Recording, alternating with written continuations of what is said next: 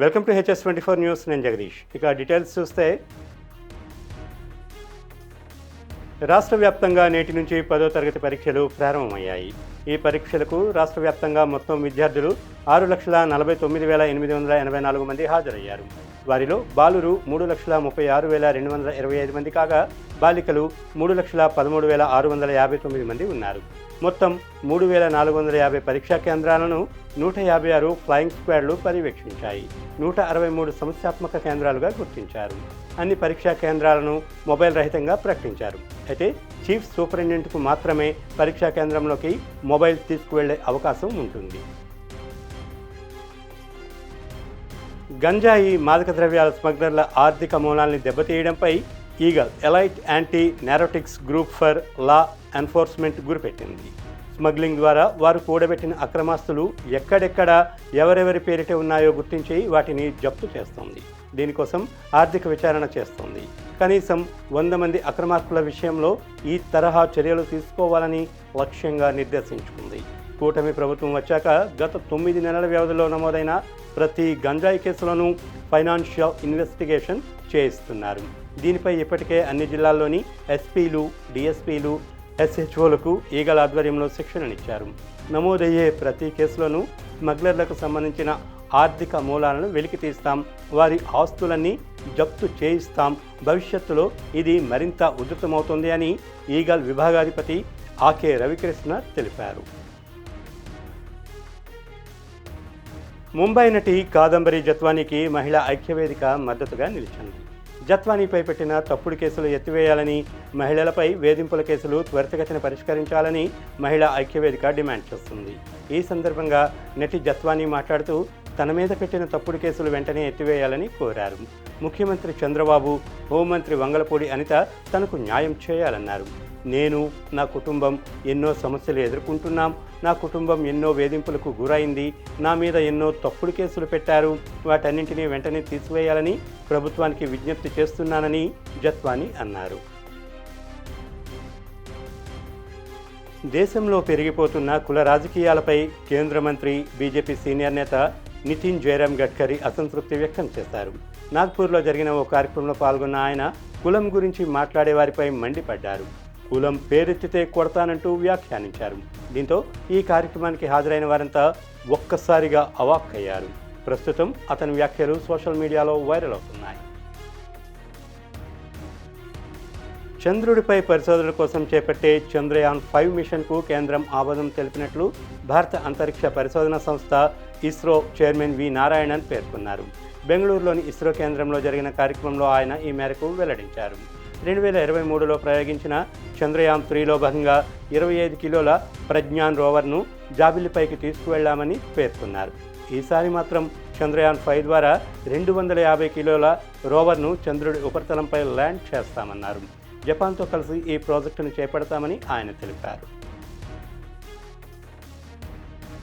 దాదాపు 9 నెలల పాటు అంతరిక్షంలో చిక్కుకుపోయిన భారత సంతతికి చెందిన సునీతా విలియమ్స్ మరో వ్యోమగామి బుచ్ విల్మోర్ ఎట్టకేలకు భూమిని చేరుకోనున్నారు.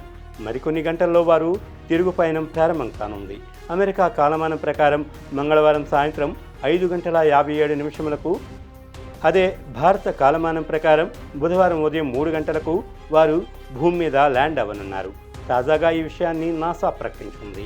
వ్యోమగాములను తీసుకొచ్చేందుకు స్పేస్ ఎక్స్ వ్యోమనౌక క్రూ డ్రాగన్ ఆదివారం విజయవంతంగా భూకక్షలోని అంతరిక్ష కేంద్రంతో అనుసంధానమైంది. క్రూ 10 మిషన్లో వెళ్లిన 4 వ్యోమగాములు ఒక్కొక్కరిగా అంతరిక్ష కేంద్రంలోకి ప్రవేశించారు. దీంతో సునీత రాకకు మార్గం సుగమమైంది. ప్రముఖ సంగీత దర్శకుడు AR రెహమాన్ అనారోగ్యానికి గురయ్యారు. ఛాతీ నొప్పితో ఆసుపత్రిలో అడ్మిట్ అయ్యారు. ఆదివారం నాడు ఈ సంఘటన చోటు చేసుకుంది. ఛాతీ నొప్పితో బాధపడుతున్న ఆయనకు హుటాహుటిన చెన్నై గ్రీమ్స్ రోడ్లో గల అపోలో ఆసుపత్రికి తరలించారు. ప్రస్తుతం అతనికి వైద్యులు చికిత్స అందిస్తున్నారు. ఈ ఘటనపై తమిళనాడు ముఖ్యమంత్రి MK స్టాలిన్, ఉప ముఖ్యమంత్రి ఉదయనిధి స్టాలిన్ స్పందించారు. రెహమాన్ ఆరోగ్యం గురించి ఆరా తీశారు. ఆయన బాగానే ఉన్నారని, డిశ్చార్జ్ కూడా అయ్యారని డాక్టర్లు సమాచారం ఇచ్చినట్లు తెలిపారు. అభిమానులు ఆందోళన చెందవద్దని విజ్ఞప్తి చేశారు. ఇంటర్నేషనల్ మాస్టర్స్ లీగ్ విజేతగా భారత్ అవతరించింది. ఆదివారం రాయ్పూర్ వేదికగా జరిగిన ఫైనల్ మ్యాచ్లో 6 వికెట్ల తేడాతో వెస్టిండీస్ జట్టుపై ఇండియా మాస్టర్స్ విజయం సాధించింది. అంబటి రాయుడు అర్ధశతకంతో ఆకట్టుకున్నారు. 17.1 ఓవర్లోనే వెస్టిండీస్ మాస్టర్ విధించిన 149 పరుగుల లక్ష్యాన్ని ఇండియా మాస్టర్స్ ఛేదించింది. విజయనగరం జిల్లాలోని వివిధ మండలాలకు సంబంధించిన ప్రజలు, టీడీపీ కార్యకర్తలు సోమవారం ఆ పార్టీ కార్యాలయం అశోక్ బంగ్లాలో పార్లమెంట్ పార్టీ అధ్యక్షుడు కిమిడి నాగార్జునని కలిసి వివిధ సమస్యలను వినతుల రూపంలో సమర్పించారు. అనంతరం ఆ సమస్యలను పరిశీలించి పరిష్కారం చూపే విధంగా చర్యలు తీసుకోవాలని కోరుతూ నాగార్జున వారందరితో వెళ్లి కలెక్టర్కు గ్రీవెన్స్ సెల్లలో విజ్ఞప్తి చేశారు. మరి ఈ రోజున విజయనగరం జిల్లా తెలుగుదేశం పార్టీ తరపున మా పార్టీ కార్యాలయంలో తెలుగుదేశం పార్టీ నాయకులు, కార్యకర్తల కోసం గ్రీవియన్స్ అనేది నిర్వహించడం జరిగింది. ప్రధానంగా ఇది నిర్వహించడానికి గల కారణం ఏంటి అంటే, ప్రజలకు కానివ్వండి, కార్యకర్తలకు కానివ్వండి కొన్ని సమస్యలు వస్తూ ఉంటాయి. వాటి మీద సంబంధిత అధికారులతో కానివ్వండి, ఎమ్మెల్యేలతో కానివ్వండి ఆల్రెడీ కలుస్తూ ఉంటారు. కలిసిన తర్వాత కూడా కానివ్వండి, కొన్ని కారణాల వల్ల, లేదంటే కొన్ని టెక్నికల్ సమస్యల వల్ల, లేదంటే రాజకీయపరమైన కొన్ని అడ్డంకుల వల్లనో అవి ఏవైతే ఉన్నాయో, ఆ ఇష్యూస్ ఏవైతే ఉన్నాయో అవి అలాగా పెండింగ్గా ఉండిపోతాయండి. మరి ఈ రోజున వాటన్నిటి మీద కూడా ఎవరైనా వచ్చి మాకు వాటి మీద ఒక కంప్లైంట్ ఇవ్వచ్చు అని చెప్పడం జరిగింది. మరి ఈ రోజున తెల్లవారి నుంచి కూడా క్యాడర్తో ఆ రకంగా కూర్చున్నాము. సుమారు ఒక 10 నుంచి 15 ఆ రకమైన ఇష్యూస్ మా ముందుకు రావడం అనేది జరిగింది. వాటన్నిటినీ కూడా సెగ్మెంట్ చేసుకుని ఏ డిపార్ట్మెంట్స్ అయితే ఉన్నాయో వాటన్నిటి మీద కూడా లెటర్ అనేది ఎన్క్లోజ్ చేసి కలెక్టర్ గారితో వచ్చి కలవడం అనేది జరిగింది. గ్రీవియన్స్కి వచ్చి ఇవ్వడం అనేది జరిగింది. ముఖ్యంగా ఒక 6-7 మండలాల నుంచి కూడా ఎలక్ట్రికల్ సమస్యలు కానివ్వండి, ముఖ్యంగా రెవెన్యూ సమస్యలు కానివ్వండి మా దృష్టికి రావడం అనేది జరిగింది. అవన్నీ కూడా కలెక్టర్ గారి దృష్టికి తీసుకెళ్లి, ఇంతకు ముందు ఆల్రెడీ మీ దృష్టిలో ఉన్నా కానివ్వండి, స్థానిక రాజకీయ పరిస్థితుల వల్ల అవి ముందుకు వెళ్లలేదు. ఖచ్చితంగా వాటన్నిటిని కూడా ఇప్పుడు ఇంప్లిమెంట్ చేయాల్సిన అవసరం ఉంది అని చెప్పడం అనేది జరిగింది. కాబట్టి తెలుగుదేశం పార్టీ కార్యకర్తలందరికీ కూడా తెలియజేస్తా ఉన్నది ఒకటేనండి, ఇక మీదటి కూడా ఇటువంటివి నిర్వహిస్తూనే ఉంటాము. ఇటువంటి లాంగ్ పెండింగ్ సమస్యలు ఏవైనా ఉన్నాయి అంటే మీరు ఖచ్చితంగా మా దగ్గరకు వచ్చి వాటి మీద ఒక ప్రపోజల్ ఇవ్వచ్చు. వాటిని ఖచ్చితంగా మేము పరిష్కరిస్తామని ఈ సందర్భంగా తెలియజేస్తా ఉన్నాం. పార్వతీపురం మన్యం జిల్లా సాలూరు మండలం మద్దెనవలసలో దారుణం చోటు చేసుకుంది. గిరిజనుడి కోనేటి లక్ష్మణరావు ఇంటిపై ఓ సామాజిక వర్గానికి చెందిన కొందరు దాడి చేశారు. ఈ గ్రామానికి వలస వచ్చిన ఆ సామాజిక వర్గ కుటుంబం అదే గ్రామంలోని వ్యవసాయ భూములు కొనుక్కొని అక్కడే నివాసం ఉంటున్నారు. ఆశ్రయం పొందిన ఆ గ్రామంలోని ఓ గిరిజన కుటుంబంపై దౌర్జన్యానికి పాల్పడ్డారు. ఈ మేరకు బాధిత కుటుంబం సాలూరు పోలీస్ స్టేషన్లో ఫిర్యాదు చేసింది. బాధితులకు అండగా గిరిజన సంఘాలు నిలిచాయి. ఈరోజు అనగా 15/3/2025 సాలూరు మండలం తోనం పంచాయతీ మద్దెనవలస గ్రామంలో ఈరోజు సాయంత్రం 5:30-6 గంటల సమయంలో ఒక భూ విషయం పైన ఈ స్థానిక పక్కంగా ఉన్నటువంటి వీరల్ల నాగేశ్వరరావు అతని భార్య, వీరల్ల మోహన్ రావు అతని భార్య, ఓరుగంటి మస్తాన్ రావు అతని భార్య, ఓరుగంటి నాయుడు, ఓరుగంటి రత్తయ్య అతని భార్య, వీళ్ళతో గొడవపడి దౌర్జన్యంగా పూర్తిగా చంపేయడానికి హత్య ప్రయత్నం చేసి ఉన్నారు. అలాగే మెడలో ఉన్నటువంటి బంగారు ఆభరణాలు కూడా దోచుకుంటూ వెళ్ళిపోయారు. హత్య ప్రయత్నం చేసి ఆ బీరు ఏదైతే ఉందో ఆ బీరును కొట్టి అందులో పట్టాలు తీయండి మాయవని చెప్పేసి తీసుకెళ్ళడానికి ప్రయత్నించారు. ఇతన్ని కోనేటి లక్ష్మణ ఆయన్ని లాక్కుంటూ వెళ్ళిపోయారు. రోడ్డుకి లాక్కెళ్ళిపోయి కొడుతుంటే వాళ్ళ అబ్బాయి నీరిస్తుంటే వాళ్ళ అబ్బాయి మెడ మీద కూడా కాలు పెట్టి పిల్ల నా కొడక చంపేస్తామని నీరు కూడా నింపేశారు. వీళ్ళు చాలా భయంతో ఉన్నారు. ఒక్కసారి వాళ్ళ మాటల్లో వినండి ఒకసారి. నా పేరు కోనేటి లక్ష్మణరావు సార్.